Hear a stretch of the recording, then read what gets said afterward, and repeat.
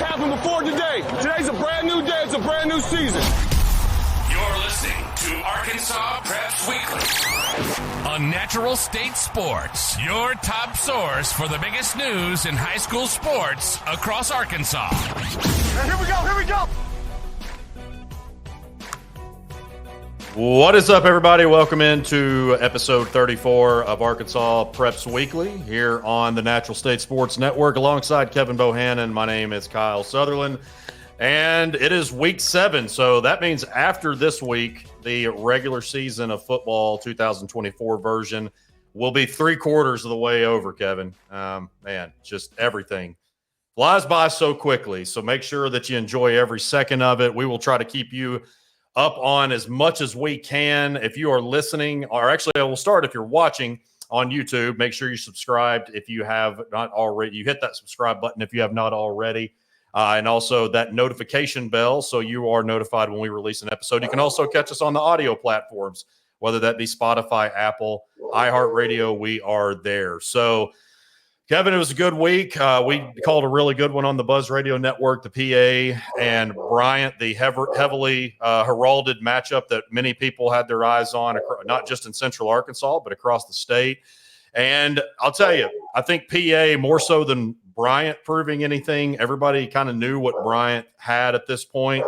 I think PA really proved something, because most thought that it would be, kind of at least from what I had gathered, many thought that it would be a close first half at least, but then the second half, it was really close throughout. And then in the second half, Bryant, their run game pulled away from it. So we'll go ahead and start it off with there before we get into some scores and other things from Class 7A. I'll go ahead and tell our audience, we don't have our PTI rundown. Our man, Will Watkins, had a little bit of a mishap this morning and forgot his computer. So we're not going to have the rundown of that. We'll try to stamp these times when we go to each classification. Will's obviously got a lot on his plate like we all do, so we'll give him a mulligan there. But just starting off with the PA Bryant game, I think, again, Brandon Cobb, another phenomenal performance, and the Bruins just really proved that they belong, not only in the Central, but I think Class 7A, the highest classification overall. Yeah, everything went kind of according to plan, what we thought would happen. You know, this was going to be, the week 6 was, and Barry Grooms and I talked about this all last week, is, we're going to get a lot of questions answered this week. So I think in every classification we saw that, who are the pretenders and who are the contenders. That's something that we'll continue to talk about on this show. So, Brandon Cobb made some mistakes. That was something, coming into the game. And last year he made too many mistakes. And that was something that put them behind the 8 ball.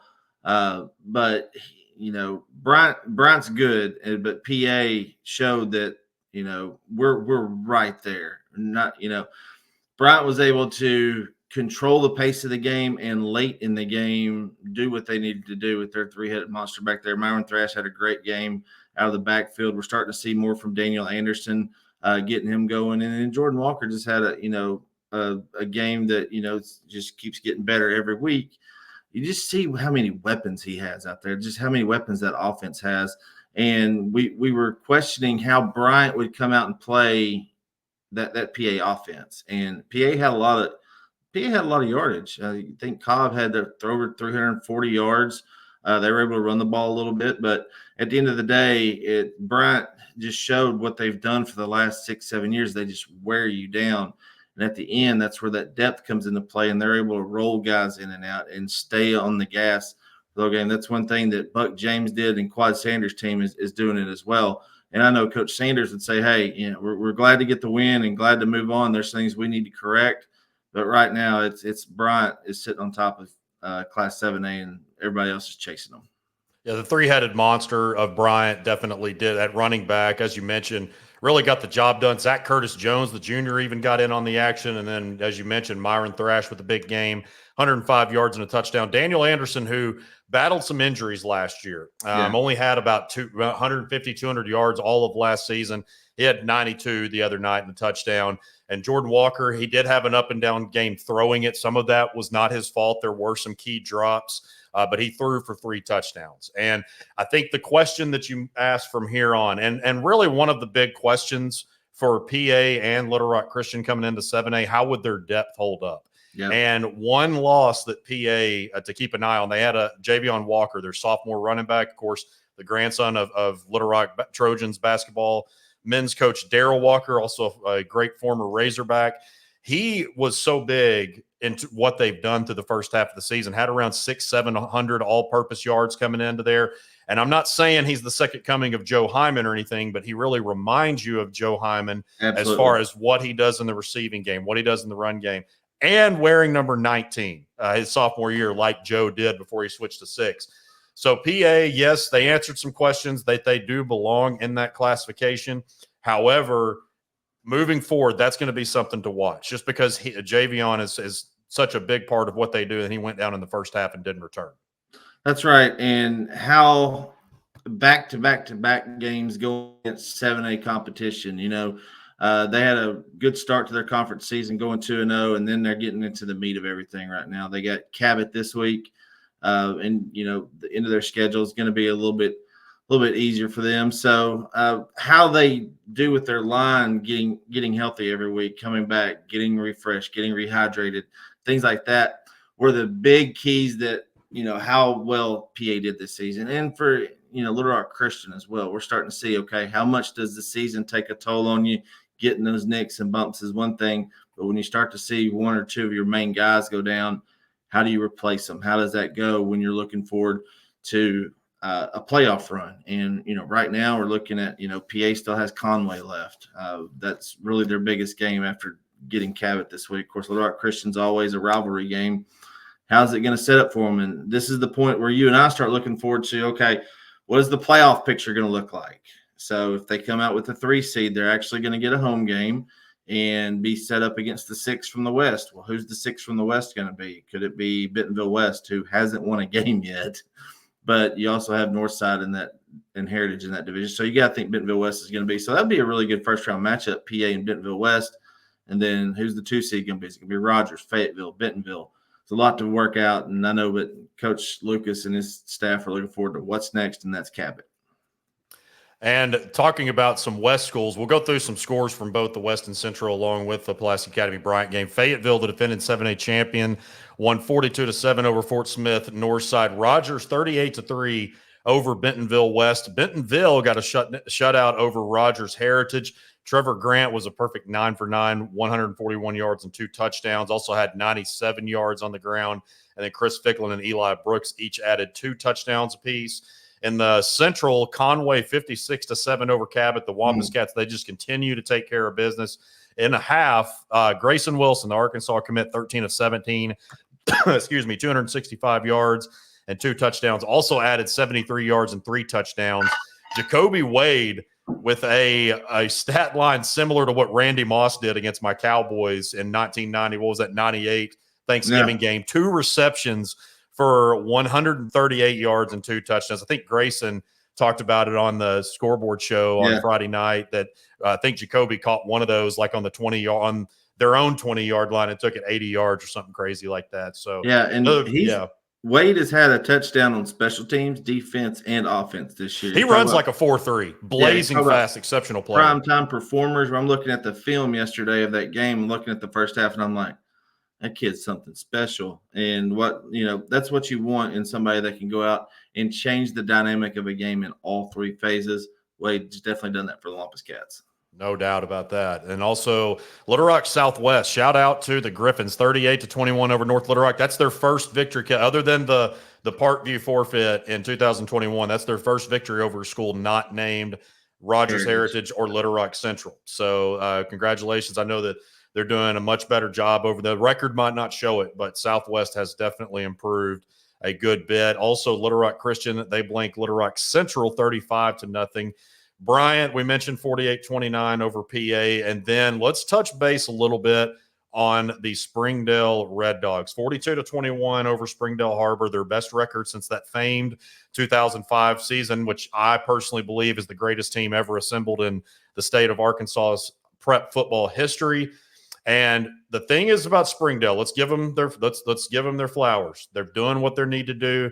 But the reality of it is they do not have a win over a team that has a winning record up to this point. So the back half of their schedule, we're really going to find out about Springdale. Okay, see, now they have those teams that they've handled success for the first 6 weeks of the season. After you start about 3 or 4-0, Kevin, we've seen teams that really fall apart. So the fact that they've remained consistent, they've kept it week to week, that's the first step.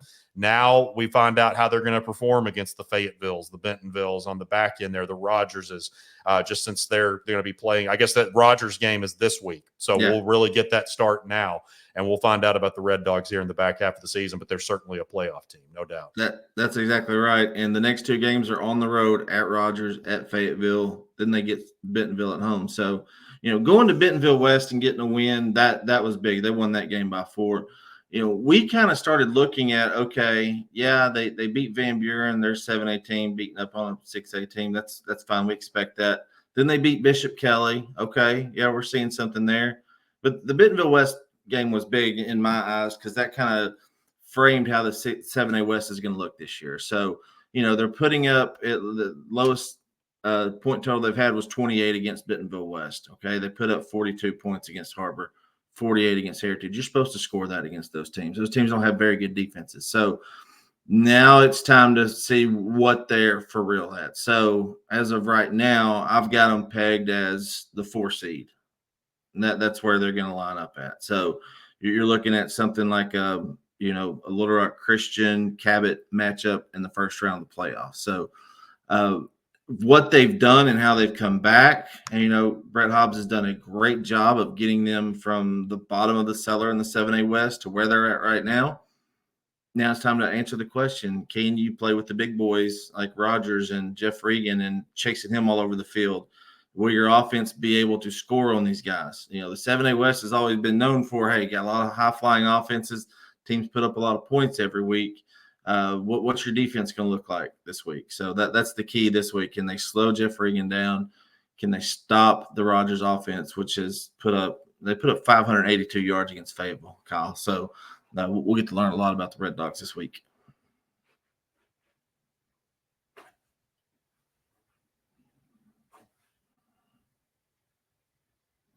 You're muted.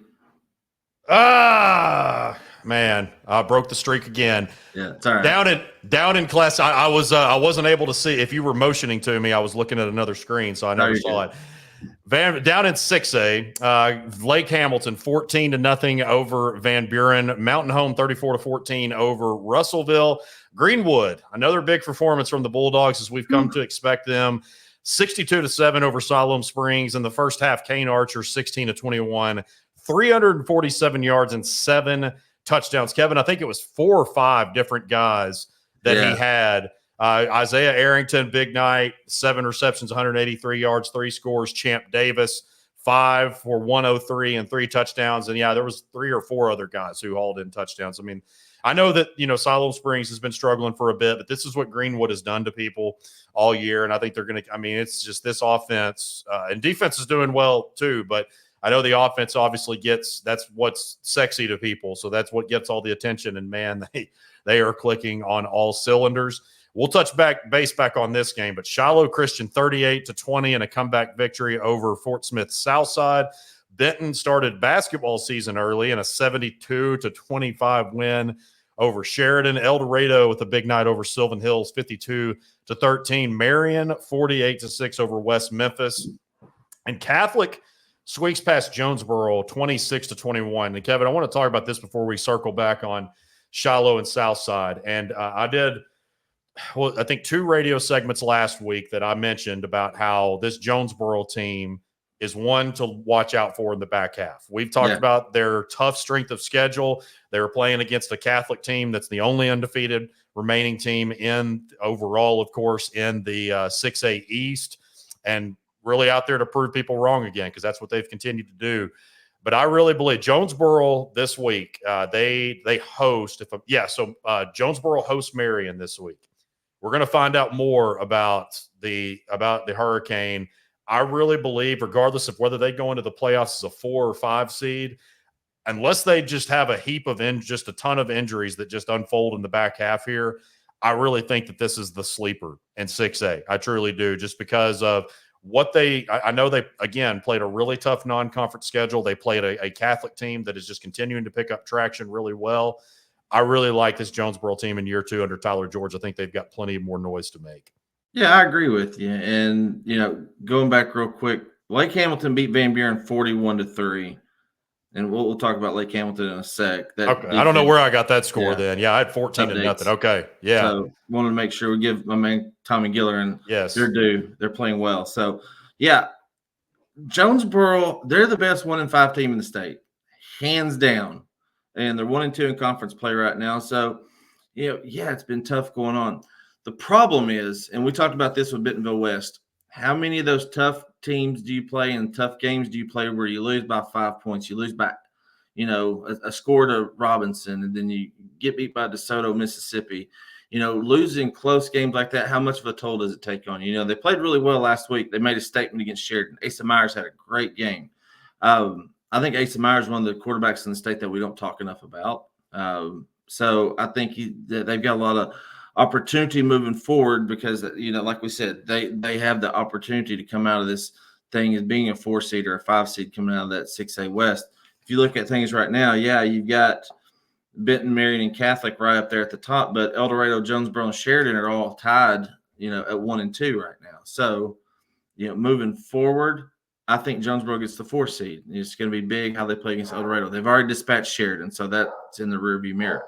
How they play well against those top teams, starting this week with Marion coming home, that's big for them because it's a rivalry. They kind of changed places in the dynamic of what they used to be. Marion used to be the smaller school, and now they've been having a lot of enrollment boom. They've had a big influx of athletes over the last few years with Jalen Smith. So I really look forward to seeing this game this week. Greenwood, my man Kane Archer, got to talk to him on the scoreboard show on Friday night, and I said, going through your receivers and named them off and said, one of the best receiving corps in the state. He said, let me correct you. They are the best receiving corps in the state. I said, I stand corrected, my man. So he's not like talking to a high school junior, for one thing. That's what I found out about Kane Archer on Friday night. And I'm looking forward to seeing them, how they move forward. They just keep rolling along. And we'll stay in the 6A West and circle back to the Southside Shiloh game. Kevin, I think PA and Shiloh, if there's any teams that have proven that the game is never over until the fat lady sings, I think I can still say that. I know that might offend some in this day and age, but until the final whistle, you just can't ever count these guys out. So the Saints were down 17-0 at the first half, end of the first half, or first quarter, 20-3 at the end of the first half, and then end up coming back and winning. 38-20. So, just once again, you look back to the Pond Bluff game last year in the semifinals when they were down big at halftime, came out, made it to yet another state final. This team, and Griffin Mason had another huge game on the ground. He's been exceptional for the Saints this year. So, what more can you say? That you just cannot ever count this team out, and they just continuously do it time and time again. Yeah, their post after the final score was reported, 38-20, of course, they said, don't call it a comeback.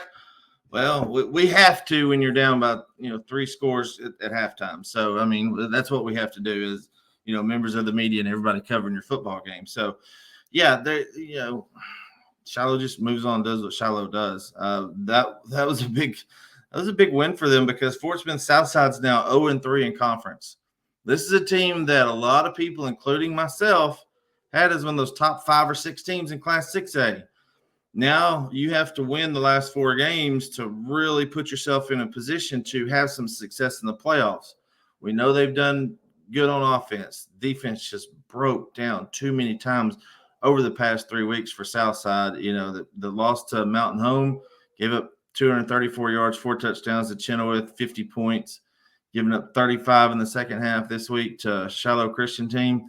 If they could just hold on, they're just right there at the edge. But, I know coming out in the season, being 3-3 right now is not what Kim Dameron had hoped for. And it doesn't get any easier coming up because, right now in the 6A West, you got, Lake Hamilton and Greenwood sitting there at the top. those two play this week. So Shiloh Christian gets their shot at Lake Hamilton in the next couple of weeks. Should be a lot to look forward to in 6A West and how the pecking order is determined. Then down in Class 5A, BB 34-12 over Pine Bluff. I'll tell you what, Kevin, those Badgers might be one to watch. They keep winning. They got a big one at Joe T. Robinson this week. Robinson, speaking of, 38-6 over Whitehall. Searcy, 47-7 over Jacksonville. Harding Academy gets the win over Batesville, 42-28. And then Valley View also in the 5A East, 31-0 over Wynn. Those Blazers aiming to go undefeated in conference play for the second consecutive season. Brookland, 35-21 over GCT, Greene County Tech. Nettleton, 55-23 over Paragould. The two-time defending 5A champion Parkview Patriots, 72-0 over Hope. And then also in the 5A South, Hot Springs, 42-16 over DeQueen. Lakeside, 42-7 over Arkansas High. And then Camden Fairview, 33-7 over Magnolia. And out of the West, we're going to talk about these scores and elaborate a little bit because we haven't talked about this conference a whole lot other than just touching on a few points. But Morrilton, 56-7 over Pea Ridge. The Devil Dogs having a great season thus far. Valonia in year one under Clint Ashcraft are really turning heads. They go on the road and take down Alma 52-45. And then Farmington, also led by a first-year coach, Hall of Famer Tommy Tice, 39-20 over Greenbrier. So, Kevin, you've got the BB and Joe T game. BB currently sitting at 4-2, Joe T at 5-1. Their one loss to Pulaski Academy, nothing to shake your head at there. And then in the 5A West, you've got Farmington, who's 5-0, a matchup of 5-1 teams. Farmington at Valonia, and then Alma at Greenbrier. And this is really more of a gut check game for these two teams. You got 3-3, both of them coming in, so at 500. But I'll tell you, I'm really paying attention to what Farmington's doing. You certainly can't discredit Morrilton. They're pretty much the top dog, no pun intended, right now. But I think Morrilton, Valonia, really trying to make some noise here. And I'm not ready to give up on Greenbrier just yet. But or maybe, give Alma a little bit of respect too. But especially Farmington, Valonia, Morrilton right there, I think they're starting to really open some eyes. Yeah, so the 5A West it's in two sections right now. You got three teams that are 3-0, Farmington, Motown, Morrilton, and Valonia. And what they've done under Clint Ashcraft, you just said it, Kyle. They've outperformed their expectations so far this year. So looking to see what they can do this week as they host Farmington. Yeah, who would have thought the 65-50 game against Springdale Harbor, which they lost, but they get the win now. That was kind of the turning point. Once that win was announced, okay, now they're 5-1 instead of 4-2. So they're one blemish on their record. You go back and look at it, it's not a big deal now. They lost the first game of the year. Was it 47-7, if I'm not mistaken? I know it was lopsided. That sounds about right. Yeah. So, Farmington just keeps rolling along right now, and they're doing it with Aiden Lester at quarterback. And I was looking to see what the score of that game was because it was about to drive me bonk. Yeah, 47-6 over Shiloh Christian. That game is so far gone now that it's just like it was last season, or a scrimmage game, for instance. So they had a lot of adversity to overcome with guys moving out of the district, going to other places and everything like that, going to other schools. So what Tommy Tice has done as a Hall of Fame coach is one of the best coaching jobs this season for Farmington. I'll say that against any classification. What he's done at that school is big considering what he had to come into at the last minute. So two teams that are on the rise right now, Valonia, Farmington, is game of the week in Class 5A, in my opinion. So, and then that second section in the 5A West, all three of these teams are 1-2 right now. Greenbrier, Harrison, and Alma. Greenbrier and Alma get to play this week, like you said. Gut check for both these teams. Alma, in overtime, lost a heartbreaker to Valonia at home. It was 52-45.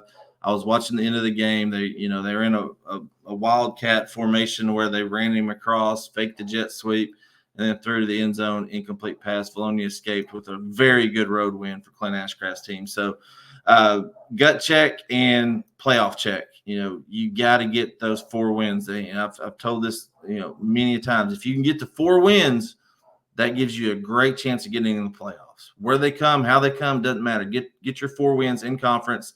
That gives you the best chance of making the playoffs. And then on down to Class 4A, some scores here. Elkins 58-0 over Lincoln. Southside 43-7 over Jonesboro Westside. Highland 44-20 over Blytheville. Lamar 35-8 over Dover.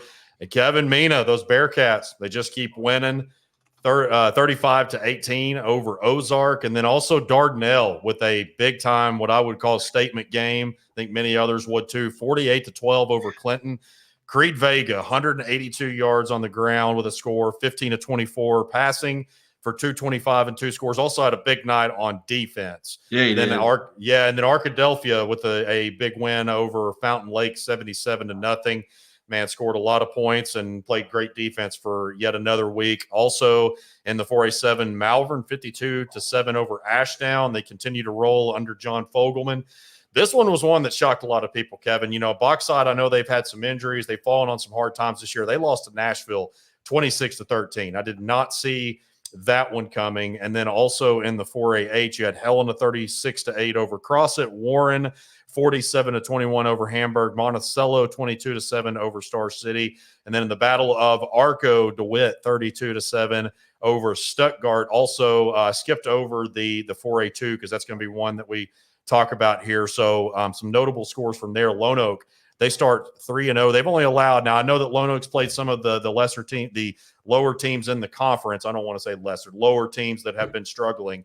They win 48-7 over Riverview. And Kevin, I think in those 3 wins, they've only allowed 7 points. They've got 2 shutouts and only allowed 7 points. So fantastic start for Clay Benberg's crew to get conference play started. And then CAC gets its 2nd straight win over Little Rock Hall, 35-28. And then Mills, 55-12 over Forest City. Now, Kevin, I think that the majority of people believe, I know, Forest City has fallen on hard times, but even as a 1-win team, they have certainly impressed this year. Their running back, Kevin Young, recently just got a offer from Kansas State and is getting a lot of other P5 looks. But freshman phenom, which I think is a fair way to categorize Elijah Moody.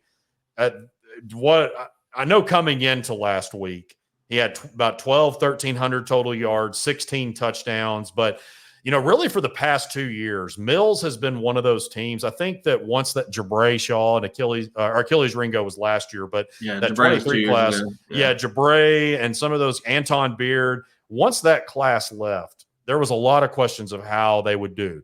Achilles Ringo was really the last remaining big piece from that offense last season. They had a lot of great, I know that, they kind of faltered down the stretch there, but had a great start to last year, played a great regular season. And then this year, they've still got plenty of work to do, but the Comets are once again undefeated. So they just keep proving people wrong.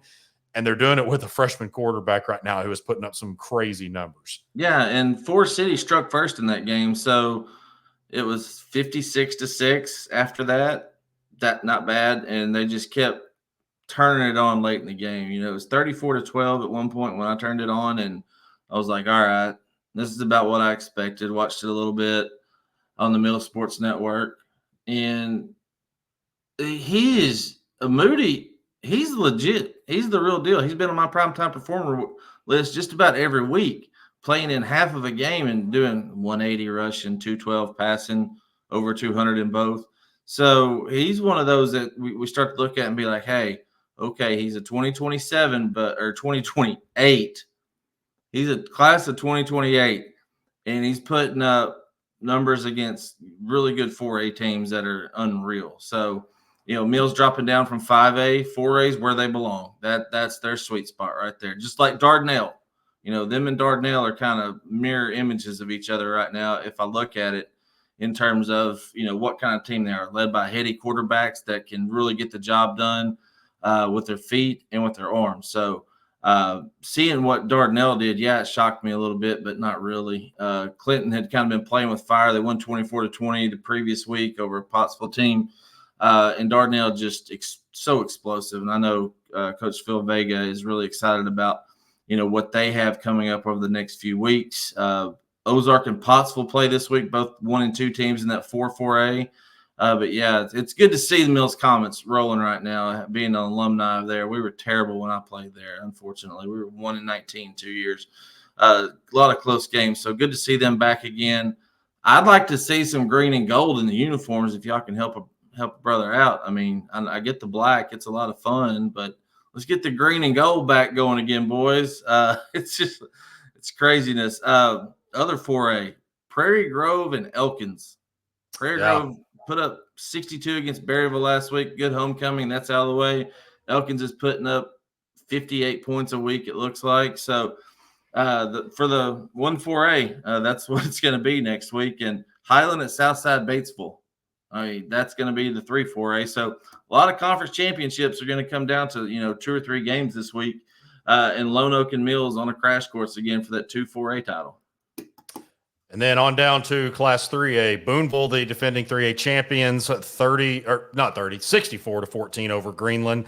Charleston, wasn't that like 56 unanswered for Boonville in that one? Yeah, they were down 14-8 or 14-7, and yeah. Crazy. Charleston 42-22 over Hackett. Mansfield 52-6 over Lavaca.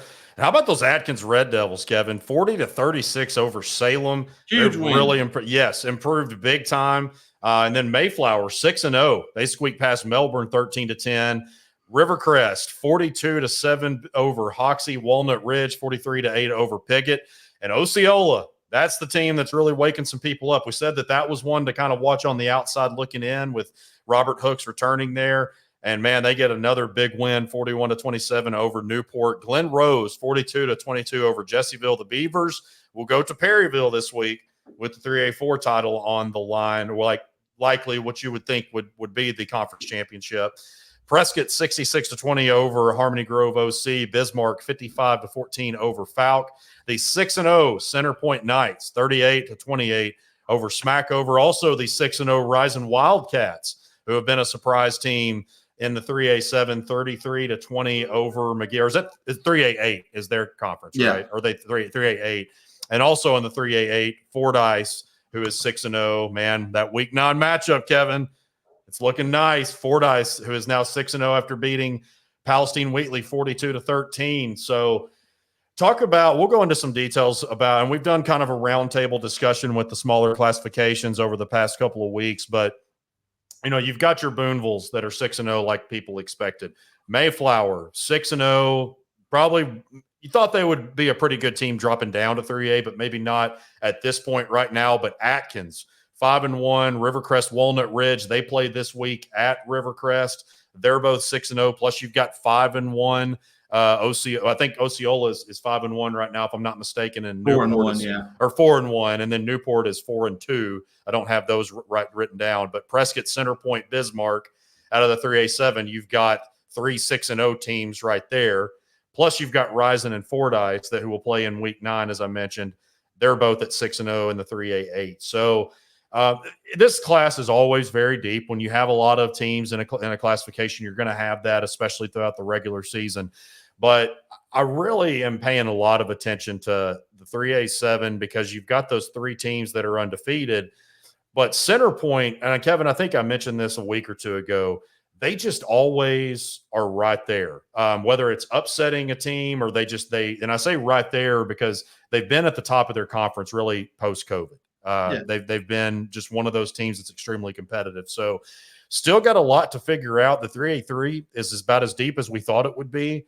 But Osceola has really snuck in to one of those top teams that has become, especially with what they've done over the past couple of weeks. So like you mentioned at the top of the show, there's multiple classifications that we've gotten a lot of answers to already at this point. But I think we're answering some in Class 3A, but a lot of teams still looking to prove themselves. Yeah, and we'll start, and go around the conferences real quick. Boonville, man, they're giving up 9 points a game, so they're just keep rolling.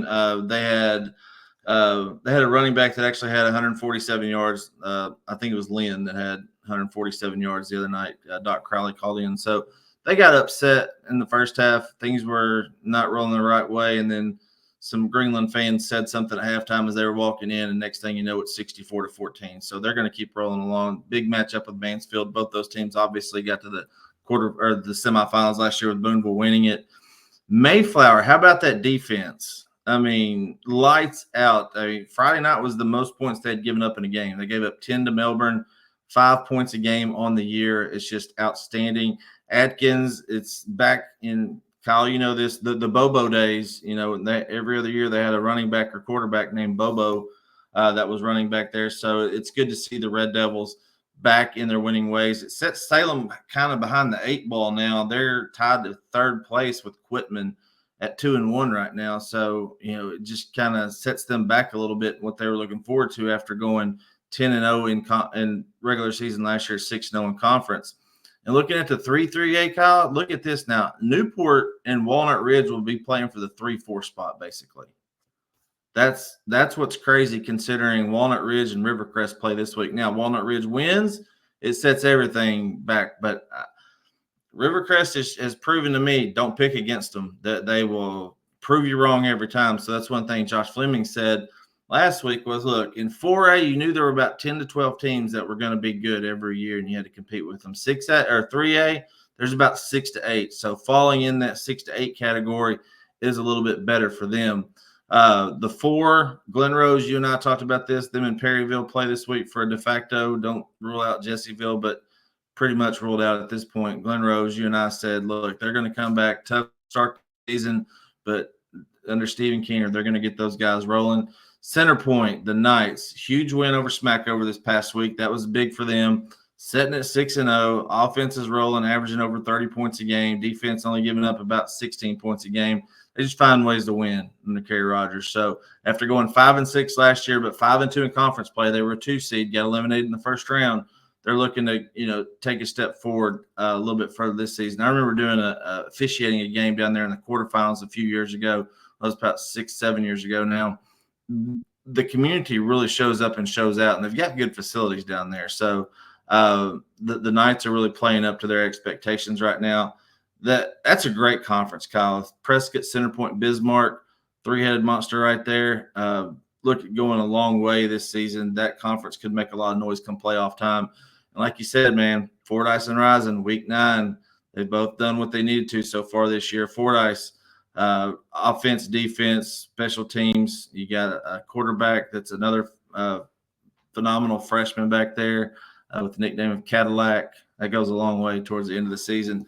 McGee could be a dangerous 4 seed, Dumas in that conference as well. So a lot of teams that we expected to do well, some of them really kind of surprising, like a Center Point Bismarck of how well they've dominated so far this year. Really liking what 3A has given us again so far. Yeah, RJ and Josh and I were talking about it the other night. We've got all the rest of the regular season planned out of where we're going to call games. Week 9 is the only one that's open, so we've got some decisions to make. Fordyce and Rising is definitely close to the top of that list. We've got a hard decision to make then. So going to be fun to watch it unfold. And last but not least, in Class 2A, the defending 2A champion Bigelow shuts out Mountain Pine 19-0. Conway Christian, much bigger deficit than last week against Mount Ida, 48-8 over Johnson County West Side. Cross County, how about those Thunderbirds, 36-28 over East Poinsett County. McCrory, yeah, no doubt. McCrory, 52-14 over Izard County Consolidated. Junction City, 41-6 over Gurdon. Murfreesboro, 28-16 over Dirks. And also the Poen Indians, which we will be for 103.7 The Buzz. We will be in Poen for the Poen and Carlisle game, 42-20 over Hazen. The top career game for Colt Barrett, the quarterback for the Indians, 25 of his young career, 25 of 40 passing, 403 yards, 6 touchdowns. Gage Brewer had 12 of those receptions for 166 yards and 2 scores. Caden Townley 6 for 139 and a score. Then Bo Batchelor and Sutter Spear also hauled in 2 touchdowns apiece. And then Carlisle took care of Hampton 54-20. So before we circle back and talk about this big matchup in 2A, I want to also give a shout out to the Desark Eagles, who won 58-44 in a track meet over Mark Tree. Kevin, Desark won this game. I think it was in 2 or 3 overtimes last year, 66-64. Yeah, man. I mean, these two, you gotta definitely catch your breath after this. in back-to-back seasons. And, Brandon Barbary has done a really good job at Des Arc. Look, let's call it, I wrote a story when he got hired, because let's call it what it is. He had been at multiple schools, and there's reasons for that, which I talked about in said story for our previous outlet. And there were plenty of people that were not very high as far as what he could do here. And again, I'm just calling it like it is. But he has taken the torch from BJ Pascal, who is, of course, now in administration there, took them to the state final a couple years ago.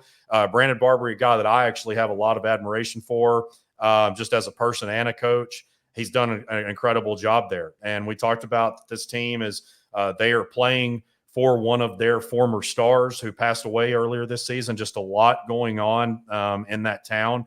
And they get a big win like this. And we've kind of questioned, are they in that mix? Their only loss on the season was to Carlisle. And Carlisle has proven thus far to be the favorite. That's why they're ranked number 1 by just about everybody in the class. So Des Arc, you got to give them their credit. They definitely put themselves in the mix this week, I think.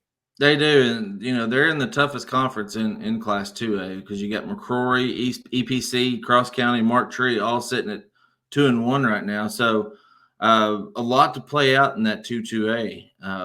Des Arc, talk about Cash Flanagan passing, and you and I talked about this game. We went back and forth on it last week. I said, man, I just think Des Arc playing at home is just a different place when you go there. I've seen Des Arc play by.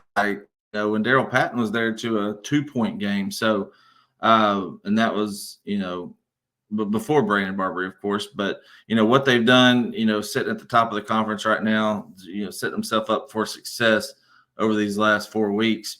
The one, Bigelow, ugly 19-0 win, but defense is going to be what they ride on. They're only averaging about 22, 23 points a game this year. So riding defense right there, it sets up a huge matchup, of course, end of the season with Conway Christian. That's always been the de facto conference title game. Hector hosts Mount Ida this week. That goes a long way towards playoff seeding this year. Hector, of course, the 3 wins they've got have all been blowout wins. But, having a Mount Ida team come in, Mount Ida showed what they could do against Conway Christian last week, playing them to a 42-41 loss. So, expect that to be one of the big games of the week. Junction City and Dirks. Murfreesboro, of course, beat Dirks this week. Junction City and Murfreesboro sitting on top of the 3-2A right now. JC can go a long way towards a conference title. They get a win this week. They've already dispatched the Mineral Springs. They get past Dirks this week. Sets up a huge match with Murfreesboro coming up. And then Carlisle Poen, like you mentioned, that's for the conference title, basically. When Vic Barrett called in Friday night to the scoreboard show, you could hear the pride in his voice. And I mentioned this earlier today on Twitter, that you could sense the pride in his voice of, okay, a coach and a coach's son, their relationship is one that's really hard to explain. It's special. I'm fortunate enough to have played for my dad and, got to coach with him, officiate with him, spend a lot of time on the field with him. So, understanding that from my point of view is something that I recognized in Coach Barrett on Friday night. For Colt to come out and have a 400-yard passing game, it's just outstanding. 6 touchdowns, one of the top performances of the week, no matter the classification. So, they could really do something on Friday night. It's a big hill to climb, Kyle. Carlisle's just rolling right along right now, averaging 45 points a game. Ty Tanksley, it just keeps getting better every week. So, good luck to the Poen Indians this week. Should be a great atmosphere down there. I know you guys will be down there for it. We have a football Friday this week, so we're not going to be at a Sonic Blast. But I wouldn't surprise if you see me show up in Poen on Friday night. Yeah, that's what I was talking. We're recording, Monday around lunch, and I've already talked to both Gary Wilson and Vic Barrett at this point. And that was one of the things that I talked to them. I had the chance to go to the Mineral Springs and Murfreesboro game last year in Week 10. Both teams were 9-0, and that was one of the best, not just small school atmospheres I've ever been at, but football atmospheres. And I think that we could have something similar to that on Friday night. Poen is obviously very supportive, but Carlisle travels very, very well. You see their post quite often, just about every week when they have an away game, that it doesn't feel like that they're an away game because they travel so well. But I think what was most impressive to me against Hazen, because I know Hazen might not be the team they were a couple years ago, but probably the most impressive thing was I wondered if are they going to come in and maybe play a little bit flat, just because you've got such a big game that it's really just natural human instinct. This is a team that has 2 sophomores on the offensive line. The offensive line, has done a really good job for both of these teams, but for Poen, probably been somewhat of a pleasant surprise. But it's very human nature to think, okay, we've got a really big game against number 1 at home next week, and to put your focus on that. But man, did they do the complete opposite. They took care of business just as Carlisle did. And then you look over to the Carlisle side and you're like, okay, they've been a stout defense. They've been just a stout team overall, but they haven't seen a quarterback like Colt yet, as far as and I don't know that there's really any quarterbacks like him in 2A that are 6'5", 6'6", that have that kind of arm. You remind me of Luke King. Luke King. Perfect. Yes, Luke King it's criminal that he did not get more attention than he did, in my opinion. Both a great linebacker and quarterback as well. So yeah, I mean, kid that gets it done. So that's going to be the fun chess match. Just because Carlisle hasn't seen this yet, they've seen plenty of good athletes and you look at the Junction City game, and really, other than 3 big plays from Dominique Grimes, they pretty much shut the Dragons down with all their athleticism. So that's going to be a lot of fun. I think that this can be very, very close. Like you said, it's pretty much basically the conference championship game. So be a ton of fun here. And let's go ahead before we close things out. We're going to went through the girls' state golf roundups last week. I know tennis is this week. We got volleyball coming up. The boys' results from last week: Catholic took home the 6A championship. Jackson Wolf of the Rockets medaled with a 2-round total of 139. 5A, Little Rock Christian, Henry O'Keefe earned medalist after defeating his brother Hogan in a playoff round. So interesting storyline there from the 5A championship. 4A, Fountain Lake took home that one. Rhett Clanton from Warren medaled with a very solid 67 score. And then 3A, Maumelle Charter took home that championship. Carter Manry from Melbourne medaled. Class 2A, Conway Christian won the championship there. Connor Foster of Spring Hill medaled with a score of 67. And then Class 1A, the Armorel Tigers won the trophy. And then Ben Braswell of Armorel medaled. So, Kevin, just reading some of these scores, I'm thinking, man, before we talked about the 61 and the 5A championship last week in the girls round.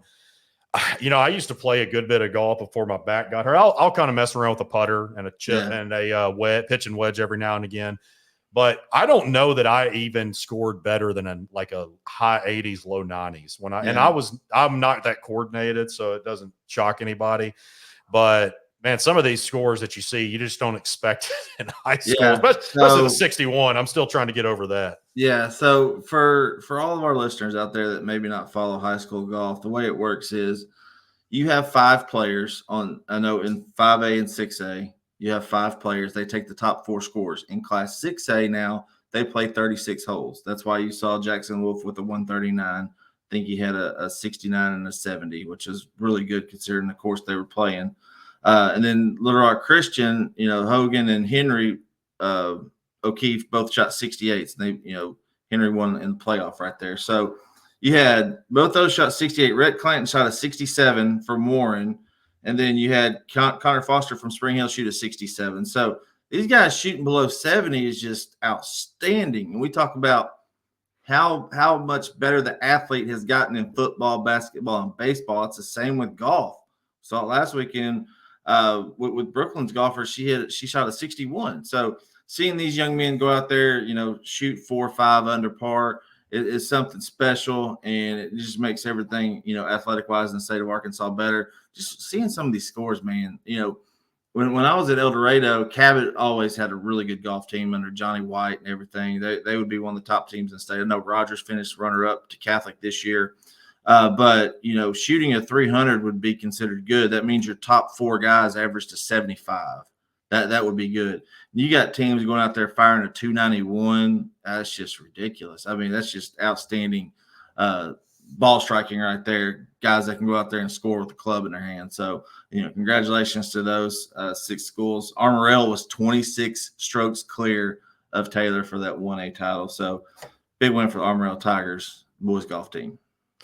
Yeah, and Taylor, that's just another sport that they're always consistently in. I'm telling you, man. I did a piece over Taylor for our previous outlet, which since can no longer be found. Not shocking, but the success of that town. I say it. We talk about it at every baseball, and we harp on baseball and softball, and rightfully so. The baseball's a 3-time defending champion. The softball's a 7-time defending champion. Golf, their volleyball program just started like in 2020, and their junior high team I saw on Facebook the other day for the Lady Tigers just finished 20-0. I mean, they just, of course, there's not a lot to do down there, but these kids just live, eat, and breathe. And I always jokingly say that they're all born with a bat and a glove in their hand. It seems like, because they just year in and year out, man, that's what they do. So. Well, that will do it for episode number 34. So we will have, of course, week 7 recap next week, along with a week 8 preview. And then we'll talk a little tennis as well. We'll recap some of those state championships. And as I said, we got volleyball coming up here at the end of the month. Jeff Halpern, we're really happy to bring him on. This is our 3rd week of coverage after he joined. We've got, of course, every Monday our top performers list and our updated top 25 rankings. So be sure and check those out for the volleyball fans. And a quick reminder, if you are watching on YouTube, make sure you are subscribed and also hit that notification bell so you are alerted when we release an episode. We will also be doing this on into basketball season and, of course, our spring sports coverage with baseball and softball, which Kevin will play a heavy part in, and looking forward to that in the back half of the school year. But other than that, that will do it for episode 34. We thank you guys again for tuning in. For Kevin Bohannon and all of us here at Natural State Sports, I'm Kyle Sutherland. We will catch you next week.